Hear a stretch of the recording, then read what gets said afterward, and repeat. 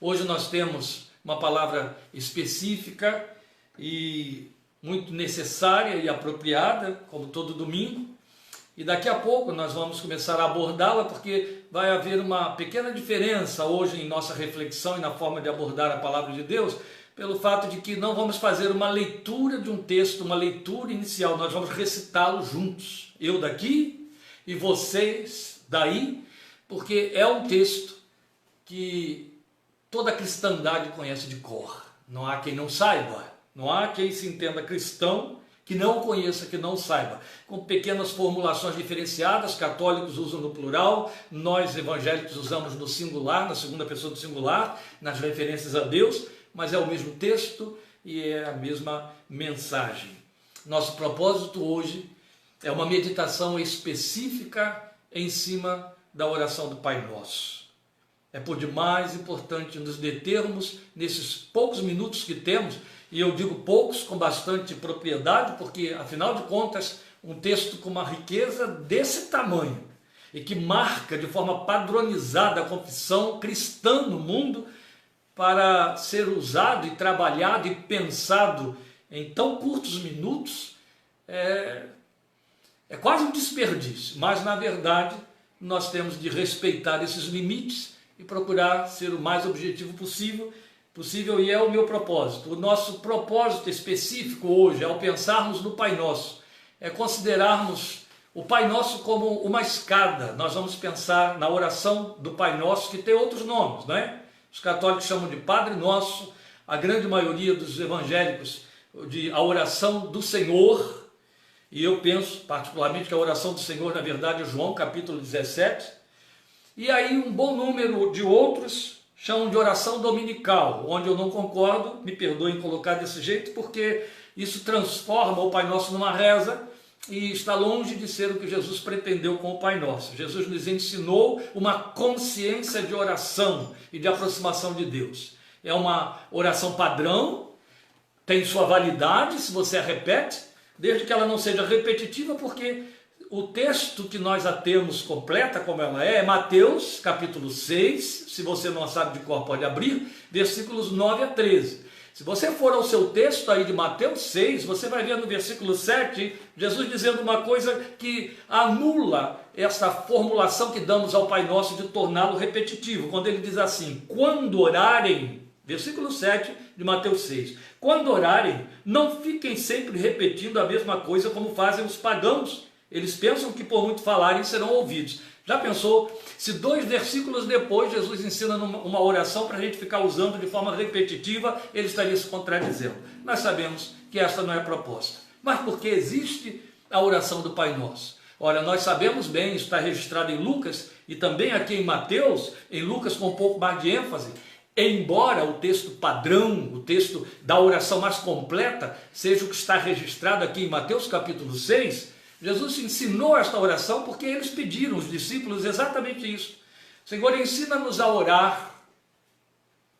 E eles queriam, não uma fórmula, mas eles queriam saber como é que um homem fala de fato com Deus. Ora, eram judeus, perguntando a um rabi, como que se podia falar com Deus em oração. Aqui já temos um ponto a levantar em cima desta súplica deles. Os judeus não sabiam orar, ou você tem no meio da Bíblia um saltério, 150 salmos, que você tanto pode entender como a himnologia do Israel antigo, como sendo também o seu almanaque de orações. Então, se existia um povo que sabia orar, eram os judeus nos dias de Jesus e antes.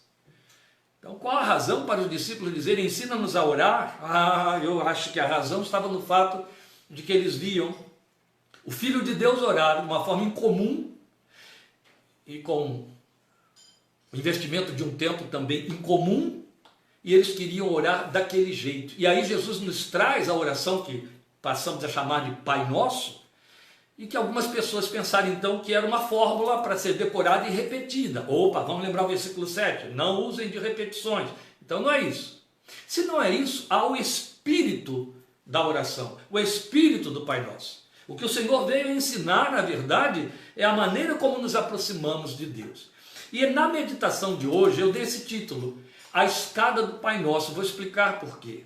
Porque eu descobri aí numa das minhas leituras, na leitura de Spurgeon, um pregador em inglês, homem de Deus, avivalista do século XIX, poderosamente usado por Deus num grande avivamento na Inglaterra, e Spurgeon, que era inclusive considerado, foi chamado de o príncipe dos pregadores, pregou e escreveu centenas e centenas e centenas de sermões, só livros com seus sermões ele publicou 135, daí a validade do título merecidamente príncipe dos pregadores. Spurgeon diz que ao ir preparar uma palestra para um grupo de jovens, ele encontrou um livro cujo título ele não cita e cujo autor ele não cita, que tinha um esboço feito em cima da oração do Pai Nosso. Aí ele diz que quando ele viu aquele esboço, ele ficou impactado com o esboço que ele leu, comovido, e as palavras que ele usou foi com a emoção de quem contempla uma joia perfeita. E aí ele mostra o esboço, ele não faz mais do que isso, ele apenas cita o esboço dessa oração, dessa interpretação do Pai Nosso feita por esse autor incógnito, e não vai além, ele não prega em cima daquele esboço, não faz nada disso, mas quando eu li o esboço que ele pôs lá, se ele, da envergadura que tinha, ficou impactado, como ele disse, como quem contempla uma joia preciosa, imagine o que eu senti. Quando eu li isso, eu fiquei tão impactado com aquela distribuição, aquela visão que aquele autor, esse autor desconhecido, teve em cima do Pai Nosso, que eu disse, eu tenho de compartilhar isso, pregar em cima disso e compartilhar isso para outras pessoas. É o que estou me propondo a fazer hoje aqui nesta tarde, e eu desejo muito que você possa acompanhar bem. E só que na minha meditação, na maneira de trabalhar isso aqui, é evidente que eu saí das ideias originais daquele autor para poder cumprir o que eu desejava. Eu resolvi dar esse título, A Escada do Pai Nosso. Por quê? Porque o Spurgeon, quando leu lá, ele disse assim, eu entendi naquele esboço que o autor estava nos mostrando, Jesus nos levando a descer uma escada degrau por degrau, a partir do primeiro degrau, ele considera o primeiro degrau que nos posiciona como filhos de Deus, até chegar ao último. E aí, ao avaliar o texto do Pai Nosso, em cima dessa informação, eu entendi duas coisas muito importantes. Eu entendo que importantes. A primeira, o Pai Nosso realmente se nos mostra como sendo uma escada e com 7 degraus. Por que isso é importante? Porque foi Jesus quem fez essa distribuição. Foi Jesus mesmo, ao estabelecer o modelo da oração, quem fez essa divisão de 7 partes, 7 degraus, como eu estou chamando. E é importante porque o número 7, ele é quase místico pelo fato de que ele está sempre padronizado na Bíblia quando ele tem referência a Deus, as coisas idealizadas por Deus, aquilo que diz respeito ao Espírito de Deus, quando é projetado por Deus. O número 7 está lá sempre presente. O livro de Apocalipse trabalha amplamente com isso aí. E o número 7 aqui tem este significado porque esta é uma produção do próprio Senhor Jesus. Então é muito interessante. Então aquele autor original citado por Charles Spurgeon, ele definiu através da oração do Senhor as características daquele que ora. E no meu entender foi isso exatamente o que Jesus quis mostrar. Ele quis nos colocar diante do Deus eterno como aquele que ora. A súplica foi essa: ensina-nos a orar. E então ele mostra que há 2 objetos principais na oração, porque é um diálogo. Quem ora e aquele a quem a oração está sendo dirigida. Esses são os 2 objetos. E quem ora é onde surge a beleza do pensamento desse irmão nosso, lá do século XIX, que nós desconhecemos, pelo fato de que ele destaca, então, ele chama os holofotes da nossa atenção para o fato de que Jesus está enfatizando as características daquele que ora. Não é as características daquele a quem se ora, mas elas surgem de forma inevitável, uma em decorrência da outra. E aí, trabalhei em cima disso, orei em cima disso, meu coração se encheu com essa palavra eu não poderia deixar de passar para você. Só que a outra coisa, eu falei do número 7, os 7 degraus, a outra coisa é que, ainda que Spurgeon tenha entendido no que leu lá daquele autor, que a escada era uma escada descendente, quer dizer, você começa do primeiro degrau, ele chama de primeiro degrau, e vai até o sétimo, eu entendi que ela é o inverso. Ela é uma escada ascendente. Você começa no alto de fato, mas nós vamos invertê-la. Nós vamos começar considerando que o degrau mais baixo é o primeiro, e o degrau mais baixo é de baixo para cima, de fato. Não é uma redundância. Eu estou forçando o sentido para que você perceba bem. Então nós vamos acompanhando o pensamento do Senhor Jesus na oração do Pai Nosso nessa posição inversa, de baixo para cima. Então desde o primeiro degrau, o do resto do chão, até o sétimo degrau. Numa visão geral, a gente percebe que o Senhor Jesus nos posiciona nesse degrau mais elevado. E você vai entender daqui a pouquinho por que é assim. Por que que Ele, como o Senhor e como Deus, nos posiciona no degrau mais elevado. Mas aí, uma vez que Ele nos posiciona no degrau mais elevado, que eu estou chamando de sétimo degrau, e que Spurgeon chamou de primeiro degrau, Ele nos leva a ir descendo a escada, conforme nós vamos orando. De maneira que, a um só tempo, e isso é importante, nós nos apercebemos da posição que ocupamos e daquelas que nos constituem. Se eu pudesse, eu pedia a você para decorar essa fraseologia, porque ela norteia o nosso pensamento aqui, meus queridos. E o que eu estou dizendo é justamente isso. Jesus nos posiciona nesse movimento descendente pela escada, de forma que a um só tempo você se apercebe da posição que ocupa, a posição em que Deus lhe coloca, e aquelas que lhe constituem. De maneira que quem ora sabe onde está, mas também sabe quem é. Quem ele que ora é. Ela que ora é. E como de fato somos diante de Deus. De forma que a posição mais elevada não anula as anteriores. E meus queridos, me permitam me deter só um minutinho considerando isso aqui com vocês. Se há uma área em que a gente falha muito, a nossa confissão cristã, é o fato de que quando nos sentimos abençoados, nos vemos abençoados, nos descansamos nas promessas de Deus, na bem-aventurança que a graça nos traz, pela boa nova que nos afirma que fomos lavados, remidos no sangue de Jesus, resgatados para uma vida eterna com Ele, a consciência de sermos salvos às vezes se torna um status quo e parece que apaga a nossa consciência de pecadores, como se nunca mais pecássemos, ou como se não fôssemos pecadores e nem tendentes a pecar. A oração do Pai Nosso impede que a gente fique aí, nisso. Sempre que você pensa em orar segundo o padrão que Jesus ensinou, há uma palavra que Ele põe na sua boca e na minha boca: perdoa os nossos pecados, como nós também perdoamos os que nos devem. Para que eu e você não esqueçamos nunca que somos pecadores. E na oração do Pai Nosso, Jesus nos expõe em duas categorias como pecadores. Nós vamos ver isso. Como esta é a oração conhecida de cor, como eu disse no início, por todo bom cristão de qualquer denominação, de católicos a toda a ordem de protestantes, eu convido você a repassá-la comigo agora. E aí sim, isso se constitui na nossa leitura do texto. Se você, por alguma razão, não a sabe de cor, não há nenhum problema nisso, abra aí a sua Bíblia em Mateus, capítulo 6, no versículo 9, que você a tem inteira, dos versículos 9 a 13. Mas se você a sabe de cor, ore agora comigo.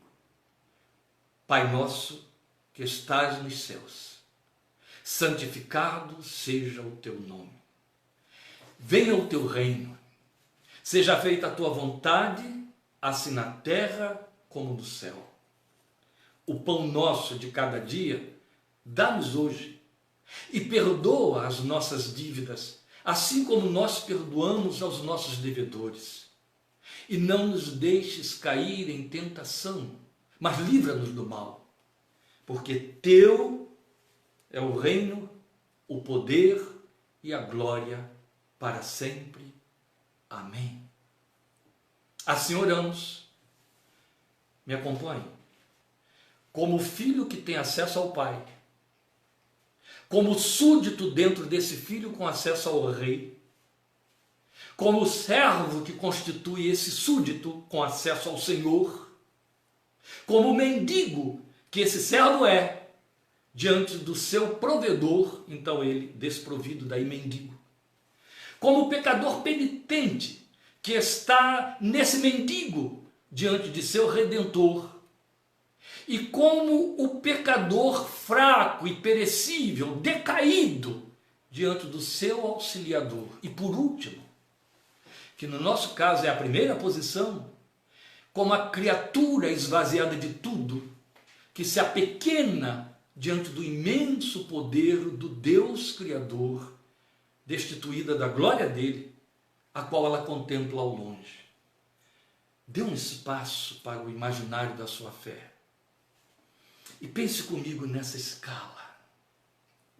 Eu estava tão desejoso de passar isso para vocês hoje que tivemos um trabalho aqui todo especial, foi ajudado pela minha família, para estabelecer esse formato, a fim de que eu pudesse gesticular, para forçar o seu imaginário na fé a acompanhar isso aí. Olha, aqui está o primeiro degrau. A criatura esvaziada de tudo, que se apequena diante do imenso poder do Deus Criador e nem sabe o que a espera nos degraus seguintes que ela terá de galgar, até chegar ao último, que ela também ainda não conhece, não sabe qual é esse último, que número ele tem. Mas a verdade é que essa criatura, que um dia era a única posição que nós tínhamos, essa criatura está no resto do chão, ela está lá embaixo, no primeiro degrau. Ela olha para cima e ela não consegue ver, porque há umas nuvens que encobrem até onde a escada vai. E porque ela olha para cima e vê que a escada é muito grande, tem muitos degraus, isso intensifica a sua pequenez. E ao mesmo tempo estende, dilata a sua visão da grandeza de Deus, inatingível, inacessível, é o que ela sente e o que ela pensa. Ela está aqui, ó, no resto do chão. Ela está lá embaixo. Oh, meus queridos, como é importante a gente pensar nisso.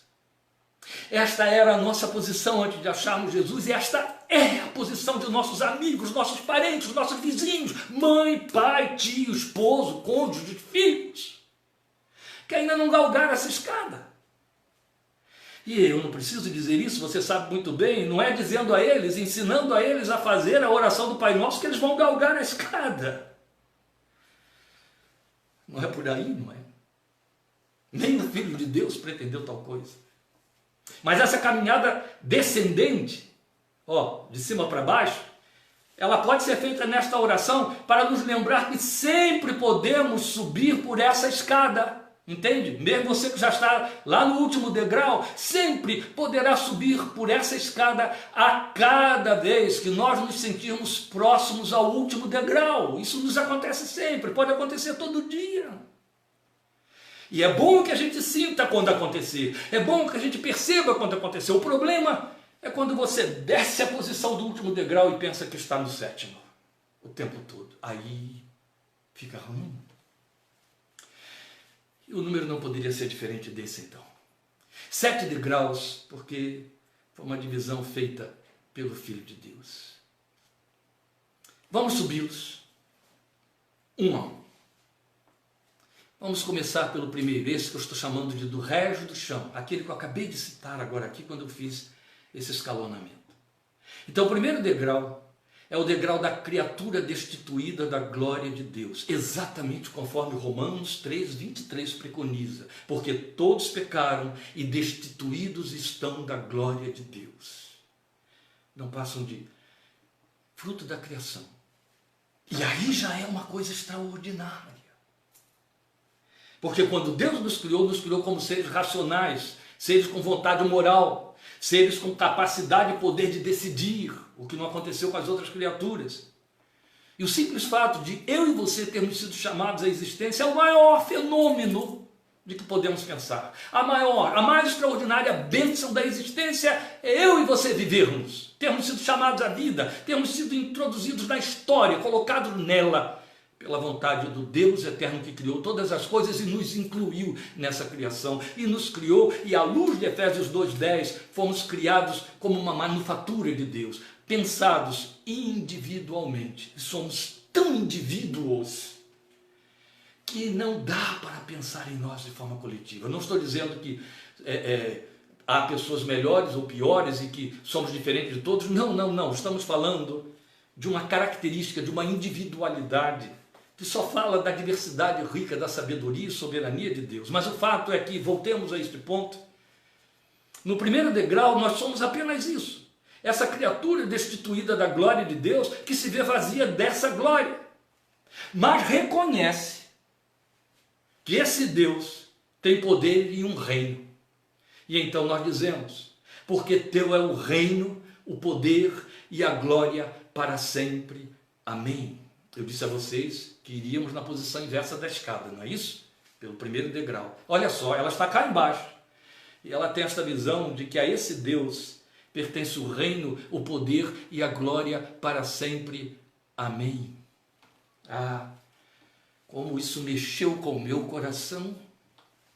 Porque esse texto nos mostra que nós podemos começar pelo amém. O amém será o primeiro degrau. E é o assim seja. Sabe por quê? O que esse amém, assim seja, vai declarar? Ele vai homologar, fazer anuência, concordar com o que Deus declarou e decretou. E o que ele diz? Que somos pecadores. Então o amém vai significar minimamente que estaríamos dizendo, assim seja, aceito o que dizes a meu respeito, pequei e estou destituído da tua glória, longe do teu reino e do teu reinado e do teu poder e do teu domínio e da tua eternidade, porque a palavra sempre entra ali também. Essa criatura se vê dessa coisa pequena. E então eu toco neste primeiro degrau, exatamente como o ladrão penitente, foi isso que chamou a minha atenção, o ladrão penitente ao lado de Jesus na cruz. Você já pensou num crente de última hora? Está entendendo? Ele está chegando como que salvo pelo fogo. Ele nunca frequentou uma igreja, uma escola dominical, nunca abriu uma Bíblia, nunca ouviu falar na palavra. Jesus era aquele ladrão sendo crucificado ao lado do Filho de Deus. E quando ele abre a boca, no primeiro degrau, o que ele diz? Lembra-te de mim quando entrares no teu reino. A criatura, quando olha para o Deus eterno, não consegue vê-lo diferente disso. Jesus está ali crucificado ao lado dele e ele consegue ver nele um rei que tem um reino do qual há de voltar. Isso é revelação do Espírito de Deus. Exatamente aquele que nos convence dos nossos pecados e nos leva a encontrar o Senhor. É lindo isso. A criatura tem uma visão de reino. Imagine nós que já nos entendemos filhos, crentes em Cristo Jesus. Como deveria ser a nossa sensibilidade quanto à questão do reino que Jesus disse já está entre vós? Não é verdade? Então a primeira coisa que aquele ladrão fez, aquele ladrão penitente, foi reconhecer que Jesus tinha um reino. E era senhor desse reino. E ele pede que nesse reino Jesus se lembre dele, que ali morria. Assim começamos nós. Porque teu é o reino. A criatura diz isso. Em seguida nós podemos galgar o segundo degrau. Nele se encontra o pecador frágil diante de seus pecados e tentações. É o pecador decaído. Aqui nós começamos a nos ver aos olhos de Deus como pecadores, frágeis, sob tentações, sem poder pessoal algum, altamente perecíveis e fracos, que suplicam, não nos deixes cair em tentação, mas livra-nos do mal. É o assumir a não autossuficiência, a incapacidade de santificar a si mesmo, a incapacidade de livrar-se das tentações e do mal por si mesmo. É a confissão de quanto eu preciso do teu socorro, Deus, porque eu não passo disso, tendente a cair o tempo todo. Então, não me deixe cair em tentação. mas livra-nos do mal, porque se eu for tentado eu não suporto, porque se eu for tentado eu caio, e livra-me do mal, porque eu sou pequeno diante dele, eu preciso do teu socorro, do teu auxílio, eu sou decaído, eu não tenho poderes inerentes. Já superamos isso há muito tempo. Deus tenha misericórdia de quem permitir um pensamento dessa ordem. Continuamos assim. Podemos, e de fato, como cristãos, não somos mais pecadores decaídos, mas decadentes. Não mais decaídos porque a glória já ocupou o lugar, a graça já nos trouxe perdão, somos pecadores perdoados, mas tendentes a cair. Frágeis diante da menor tentação. E olha que são 3 poderosíssimos agentes: a carne, o mundo e o diabo. Não é verdade? E a verdade é que, quando eu me dou conta de quanto eu sou fraco, eu tenho que cantar como nos salmozinhos: com tua mão segura bem a minha, pois eu tão frágil sou, ó Salvador. É verdade. É isso que Jesus está nos ensinando. No 2º degrau, eu começo a me ver aos olhos de Deus como pecador. É um começo muito bom, porque significa não apenas se ver como pecador, mas como aquele que necessita do poder de Deus para sair dessa condição. Ele sabe que ele não tem uma solução mágica, entende? Ele não pode se resolver. O mal maior do homem neste mundo, e daí a dificuldade que muitas pessoas têm de entender a mensagem da graça, é que o homem acha que pode salvar a si mesmo. Ele crê no poder da sua vontade de se resolver, de dizer não para o pecado, para o mal. Ele crê no poder da religião, ele crê no poder da filosofia, ele crê no poder dos gurus, ele crê no poder das ciências psicológicas. O homem está sempre buscando ter uma resposta de si mesmo para se resolver, porque é soberbo, desde os dias de Adão, é soberbo. Ele basta a si mesmo, ele entende e acha que ele se resolve. E a grande maioria acha que no fim vai ficar tudo bem, porque vai se salvar a si próprio. E por isso, rejeita a graça de Deus. A graça fica fácil demais, a graça fica, sabe, não me custou nada, eu tenho que pagar alguma coisa por isso aí, eu sou importante demais para receber uma esmola. Pesadas palavras, pastor, não, verdadeiras palavras, amados. Isso aqui é a radiografia do que vai no coração do homem, de todas as culturas, idades, um senhor, uma senhorinha, culto ao analfabeto, essa jactância está lá dentro. Inoculada pela serpente que visitou Eva no jardim, a mãe de todos nós. Entende? Então, quando o homem consegue se ver, oh meu Deus, eu não consigo nada por mim mesmo. Sou fraco e decaído, me socorra, porque senão eu caio ainda mais. Aí surge a primeira abertura para a percepção da oferta da graça de Deus. Não me deixes cair. Faça alguma coisa. Agora nós podemos ascender ao 3º degrau, que é o degrau do pecador arrependido e penitente, porque ele confessa. Perdoa nossas dívidas, assim como perdoamos os nossos devedores. Que bonito isso, sabe por quê? Jesus está pondo em nossa boca uma palavra de confissão onde a gente encara o pecado como dívida contraída contra a santidade de Deus. Perdoa as nossas dívidas, assim como perdoamos os nossos devedores.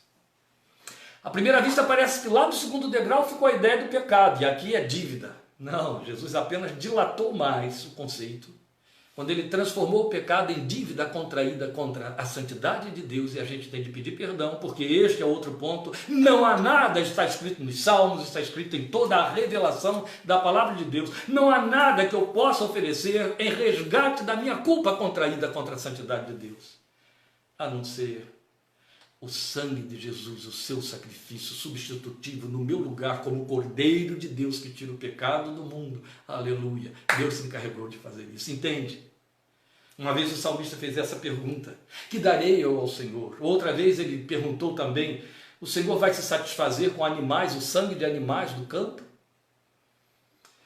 Porque ele entendia uma coisa: para atender, satisfazer a necessidade e a justiça de um Deus cujo tamanho é o tamanho do nosso Deus, tinha de haver um sacrifício do tamanho de Deus. Por isso Jesus, o Deus encarnado, se ofereceu como esse sacrifício. E Deus aspirou o sacrifício, aceitou o sacrifício do seu Filho, especialmente quando ele disse lá do alto da cruz, a quinta palavra: Pai, perdoa-os, porque não sabem o que fazem. A segunda palavra, perdão. E o Pai perdoou. Esse degrau é decisivo, esse terceiro degrau.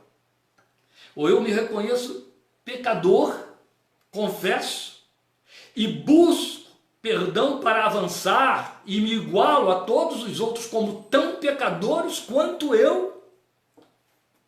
Vale você se colocar aí como Paulo: sou o principal dos pecadores, mas você jamais pode entender que outros são mais pecadores do que você. É isso que Jesus ensina aqui. Sou tão pecador quanto todos os outros que são tão pecadores quanto eu. Ou eu não avanço mais. E aí só me resta descer ao chão para começar tudo de novo. Porque este degrau, ele tem uma condicional: confissão, reconhecimento pessoal de pecado e compromisso de conceder perdão na mesma medida em que busco ser perdoado. Não vamos confundir. Eu não posso conceder perdão na mesma medida em que sou perdoado, porque só Deus tem esse poder, mesmo porque o tamanho da minha dívida contraída contra Deus, Jesus já ilustrou isso numa parábola, equivale a 100 dinheiros. Contraída contra Deus equivale a 10.000 talentos de dinheiro. E a do outro, que me deve, não passa de 100 dinheiros, 100 denários. Entende? Jesus já fez essa relação para mostrar como é uma dívida que não podemos pagar por nós mesmos, e ao mesmo tempo que ele esvaziou o valor, o tamanho e o peso da dívida do outro, que a gente supervaloriza, não é? Mas vamos aqui a esse ponto. Eu disse que este é o degrau decisivo, é o degrau do reconhecimento, é o degrau da confissão. Sem ele eu desço, eu não avanço, não continuo subindo, porque aqui eu faço confissão, reconheço meu pecado pessoal e eu assumo o compromisso de conceder perdão na mesma medida em que eu busco ser perdoado. Mas vale lembrar que podemos e até devemos voltar ao terceiro degrau, este, sempre que for necessário. Então nosso coração assumiu isso de fato. O que nos espera no terceiro degrau não foi verbalização vazia, sem coração junto, sem verdade. Então eu posso avançar. E agora o quarto degrau, que é o meio da escada, me eleva à posição de pedinte. Você gostou? Não, claro que não. Porque é um tiro que pulveriza toda a soberba, o orgulho, a vaidade da vida. Você imagina esses homens ilustres aplaudidos pelo mundo, os ícones da arte, os ícones das artes cênicas, da literatura, da filosofia, da medicina, da ciência. Você entender diante de Deus tão vazio, tão sem nada, que é equiparado a um pedinte, a um mendigo de rua. Pois é isso que está aí dentro do pecador, que somos eu e você. É isso que nos aguarda no quarto degrau, que eu chamei de meio da escada, que nos eleva, eu não estou fazendo trocadilho, nos eleva, porque estamos subindo o degrau, à posição de pedinte, ao reconhecimento de um estado de penúria, de mendicância, em que nós reconhecemos que não podemos, não somos, e nem a nossa força pode prover a nós mesmos. Mas Ele é a única fonte do meu pão, do que pode me prover a vida e ainda alimentar a alma. Então eu peço, o pão nosso de cada dia, dá-nos hoje. E esta forma de pedir, dá-nos hoje, hoje. No original é bonito, você ouve Jesus dizer, Telanu Rayon, dá-nos para este dia. Tem mais ênfase, Entende? O pão de hoje dá-nos para este dia. Aonde isso nos leva? O que nos faz lembrar historicamente da revelação da palavra de Deus? O maná. Lembra do maná? O maná só servia para cada dia. Todo mundo recebia uma ordem: não colha e guarde para amanhã. Quando tentaram, alguns descobriram no dia seguinte que estava podre. O maná tinha que ser colhido cada dia e comido cada dia. Opa, isso nos leva para onde de novo? Vamos lembrar, há poucos dias consideramos isso aqui. Não só de pão viverá o homem, mas de toda a palavra que procede da boca de Deus. Vamos dilatar no pensamento de Jesus o significado desta oração. O pão nosso, de cada dia, quer dizer, aquele que tu já proveste para hoje, dá-me hoje. Isso fala de dependência divina, diária. Isso fala de nossa insuficiência contínua. Eu nunca serei capaz. Mas como é que ele ouve essa súplica? Ele vê que nossa alma precisa do pão do céu. Jesus, que disse isso. Eu sou o pão vivo que desceu do céu. Fazendo uma analogia com o maná lá do deserto dos dias de Israel. Ô pastor, mas então essa oração é toda espiritualizada, eu não posso pedir o pão de que eu preciso para pôr a minha roupa, para conseguir o meu emprego, tudo está embutido aí. O que eu estou colocando aqui para você é que quando você pede este pão, Deus está mostrando a você, Jesus está mostrando a você, que esse pão que fala de seu anseio, que você produz, reflete, transfere, projeta em coisas temporais, materiais, a comida da sua mesa, o salário do fim do mês, a saúde para o seu corpo, ele veio com uma necessidade que a sua alma tem, de comer o pão de que todo o homem viverá, como disse Jesus. Porque o Filho de Deus disse isso. Sou o pão vivo que desceu do céu, e disse também: quem comer a minha carne por mim viverá. Então, quando eu peço pão para hoje, Deus me dá a provisão de que a minha fé necessita para hoje. Não há acúmulos para o futuro, entende? A fé não se acumula para amanhã. Eu a vivo hoje e amanhã ela se renova como a misericórdia de Deus, que se renova a cada manhã.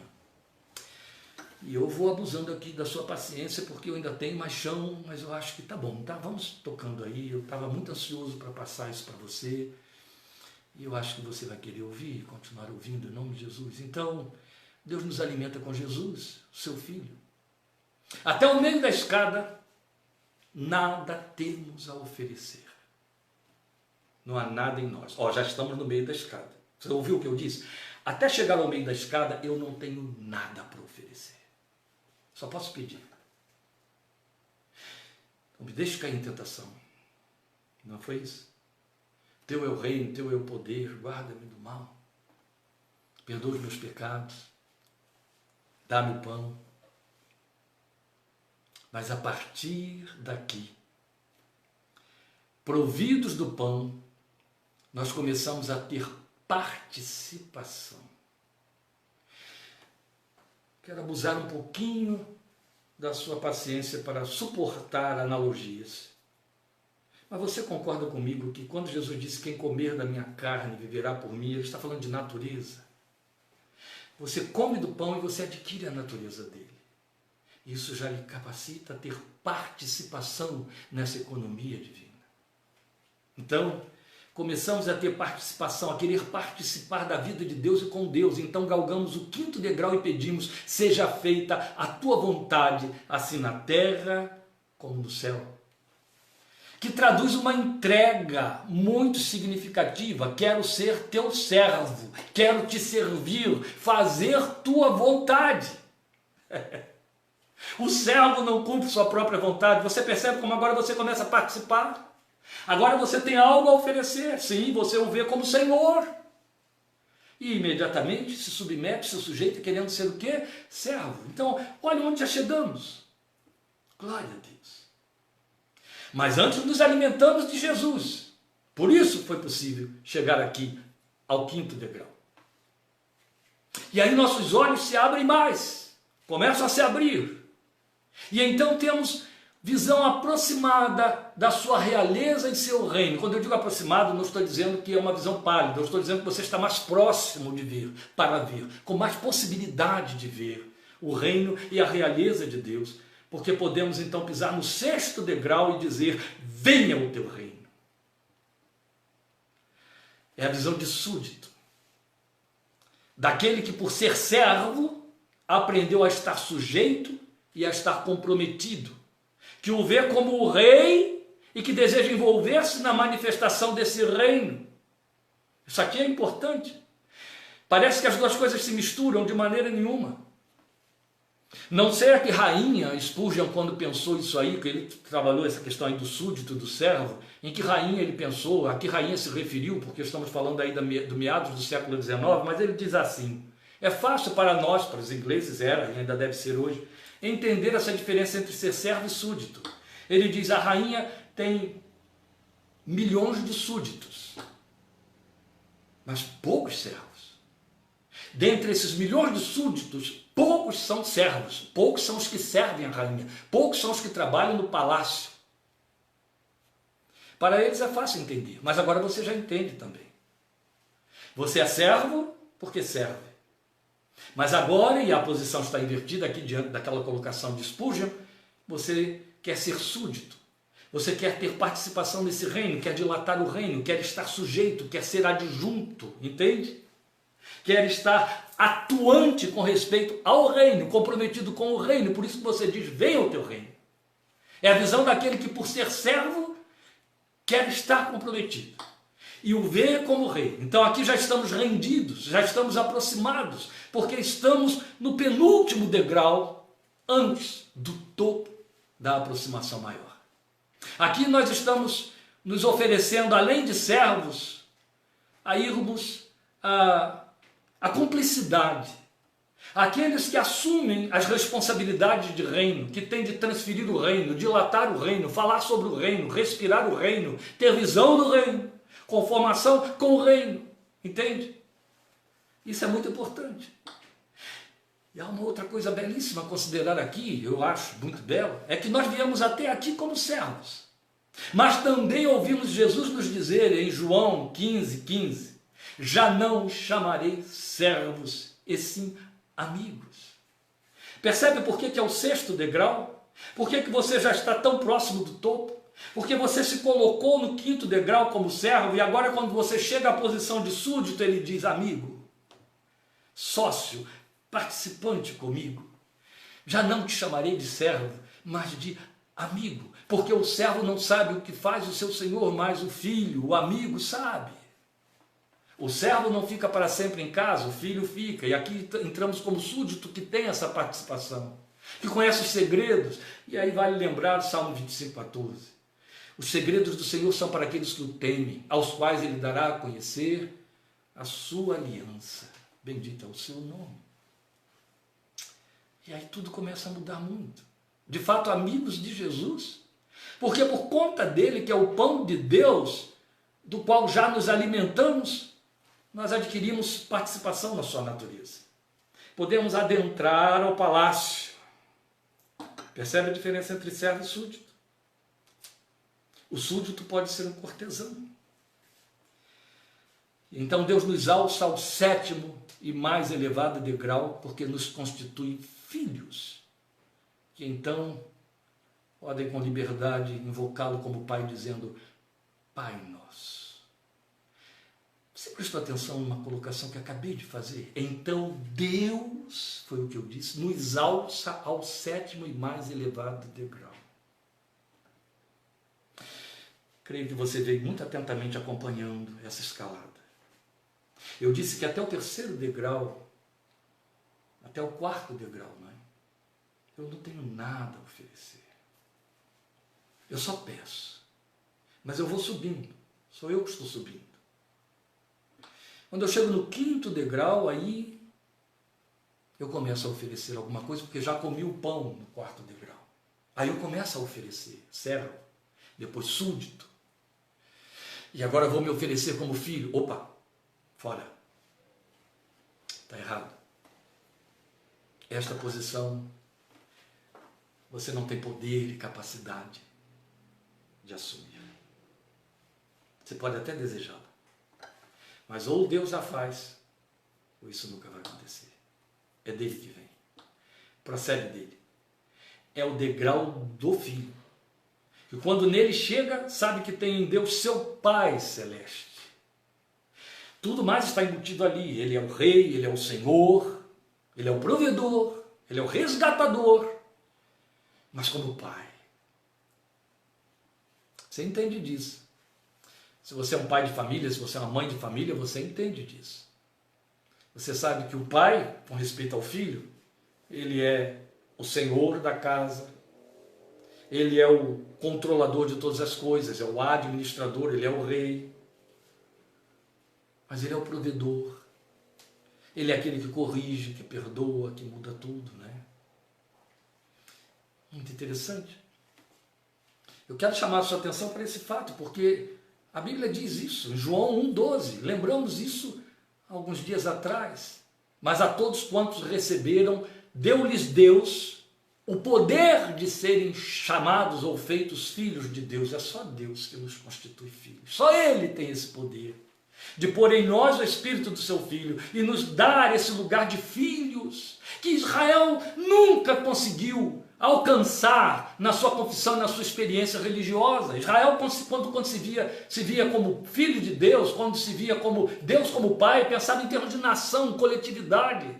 O Evangelho nos fala dessa filiação em caráter de individualidade. É o Pai meu Pai. É belo. A Bíblia diz que esse espírito de filho em Jesus está habitando em você, e sabe, é belíssimo. Quando você o ouve em Marcos, as nossas versões colocam estas palavras, Jesus em oração dizendo, Abba, o Pai da intimidade. Mas talvez você não tenha nas versões em português, no original ele usa o possessivo de uma forma muito bela. Pai, meu Pai, Abi, Recoltovel, tão bonito, né? Pai, meu Pai, o todo te é possível, meu Pai. Aí Paulo vai nos dizer em Romanos, em Gálatas, que esse espírito de filho que olha para Deus e o invoca com possessividade está em você, está dentro de mim. Foi Deus quem o pôs aí, nos levando a esta posição do filho por excelência que é Cristo Jesus, nos fazendo co-herdeiros com o Filho de Deus. E esse filho no 7º degrau sabe que tem um Pai em Deus, e esse Pai é Pai celeste, é Pai que está nos céus. E por Pai que está nos céus, não significa em hipótese alguma Pai afastado, Pai distante. Não, tanto que pode ser invocado, pois pode ouvir, e o filho pode pedir coisas muito intimistas, o meu pão de cada dia. Isso faz toda a diferença. Só o filho que está dentro de casa pede o pão de cada dia ao pai, não é verdade? Isso faz parte da nossa experiência humana. Jesus se serviu dessas figuras cotidianas. E então esse filho, que fala com esse pai que está nos céus, mas não está distante, o invoca, meu Abba, Pai. O adora, meu Abba, Pai. Porque invocá-lo como Pai é uma forma de adorá-lo. Jesus disse isso, o Pai busca adoradores, o Pai busca adoradores. Você só pode adorar a Deus, adoradores que o adorem em espírito e em verdade, na condição de filho. Você só pode adorar a Deus na condição de filho. Então o filho adora, meu Abba, Pai. E o anseia, meu Abba, Pai que está nos céus, onde eu espero chegar, onde eu poderei chegar. E o filho então entende que quando se aproxima desse Deus, Pai, em oração, desloca-se dos baixios da vida, da terra, e adentra a atmosfera do céu, ascende, se eleva, se achega e é recebido. Estou terminando, eu sei que avancei muito, mas eu não posso deixar de compartilhar isso com você. Há um detalhe rico aqui no texto do Pai Nosso, registrado por Mateus, que passa desapercebido.